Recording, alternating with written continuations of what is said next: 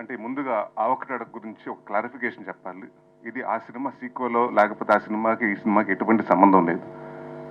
ఆ సినిమాలో పెళ్లి కాకుండా సెటిల్ అవ్వకుండా జీవితంలో సెటిల్ అవ్వకుండా పెళ్లి చేసుకునేవాడు కథ అది. మా ఫాదర్ చేసిన ఆవకటాడకు. దీంట్లో సెటిల్ అయినా పెళ్ళి ఉన్నాడు కదా. సో అది డిఫరెన్స్ ఉంది. సో ఆడికి ఏదన్నా అడిగినా పర్లేదు కానీ పెళ్ళెప్పుడంటే మాత్రం సర్రమని వచ్చేస్తుంటుంది. సో దాంట్లో మేము హ్యూమర్ చేసాం. అండ్ ఎప్పుడు ఇది సినిమా ఎప్పుడైతే మేము స్టార్ట్ చేసాం, రవి గారు నేను కూర్చుని ఒకటే అనుకున్నాం. అంటే చాలా రోజుల నుంచి మంజుషా గారు చెప్పినట్టు అందరూ నాంది తర్వాత అన్ని సీరియస్ సినిమాలు అయిపోతున్నాయి, మళ్ళీ కామెడీ ఎప్పుడు, మళ్ళీ ఆ పాత కామెడీ సినిమాలు అలా రావాలి, వింటేజ్ నరేష్ కావాలి అని చాలా మంది అడుగుతున్నారు. Then we thought about thing అండి, సార్ ఇలాంటి సినిమా చేస్తున్నాం, బట్ నాకు క్లీన్ కామెడీ కావాలి, ఎక్కడ డబుల్ మీనింగ్ డైలాగ్స్ లేకుండా, స్పూఫులు లేకుండా, లేకపోతే ప్యారడీలు లేకుండా, అంటే మనం హెల్దీ కామెడీ అంటే స్క్రిప్ట్ నుంచి క్రియేట్ చేసుకునే కామెడీ రావాలండి అని దాదాపు నాకు తెలిసి 8-9 months కూర్చొని ఈ సినిమా బిఫోర్ అది స్టార్ట్ అవ్వకముందు వి సాట్. ఎందుకంటే ఇది వాళ్ళందరికీ అంత ఇంపార్టెంట్, నాకు అంత important, coming back to my strength comedy. So ఈసారి ఇంకా ఎక్కువ నవ్వించాలని, అలాగే కామెడీ అంటే నేను చెప్పాను ముందు నాంది ఫంక్షన్లోనే చెప్పాను, నేను ఏ సినిమా చేసినా చిన్న కంటెంట్ ఫిల్మ్ ఉంటుంది, దీంట్లో కూడా కంటెంట్ ఉంటుంది, దీంట్లో కూడా ఒక ప్రాబ్లం గురించి డిస్కస్ చేయడం జరుగుతుంది. సో అది కూడా కామెడీ వేలోనే చెప్తాం జరిగింది. అండ్ ఫరియా అబ్దుల్లా మీరు అన్నట్టు ఫస్ట్ టైం నాకు చాలా హ్యాపీగా ఉంది ఏంటంటే యాపిల్ బాక్సులు లేకుండా సెట్లో లేకపోతే కాళ్ళు లాగా చాపి నుంచుని డైలాగులు చెప్పకుండా first time face to face చూసుకుని ఒక హీరోయిన్ తోటి వర్క్ చేశాను. అండ్ షీఈస్ వెరీ లవ్లీ, అంటే మంచి లవ్లీ యాక్టర్ అండి. అండ్ షీఈస్ వెరీ అంటే జనరల్గా కామెడీ టైమింగ్ చాలా తక్కువ మందికి ఉంటుంది. She has that fantastic comedy timing, very good dancer and very అంటే మంచి పర్ఫార్మర్.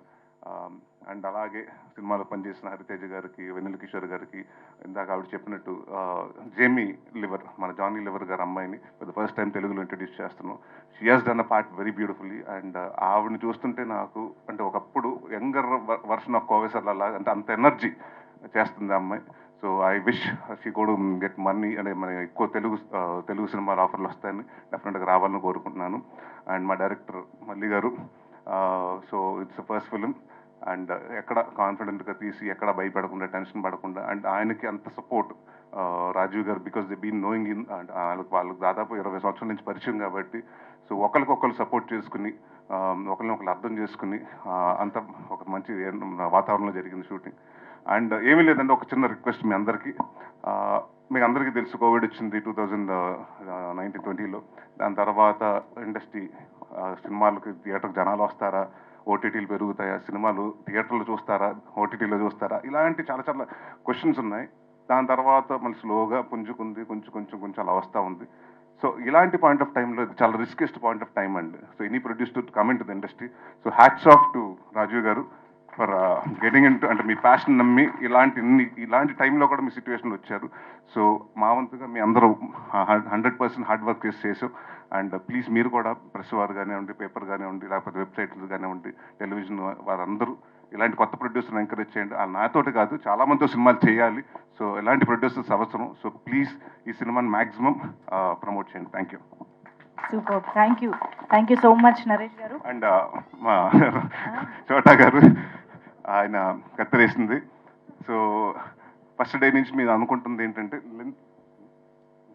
లెంత్లు ఉండకూడదండి ఈ సినిమా. అంటే అసలు ఎంత ఫాస్ట్గా అయిపోయింది, అంటే ఫస్ట్ హాఫ్ అంత ఫాస్ట్గా అయిపోయింది, సెకండ్ హాఫ్ అంత ఫాస్ట్గా, ఇంకా కొంచెంసేపు ఉంటే బాగుండేది అని అనుకోవాలండి.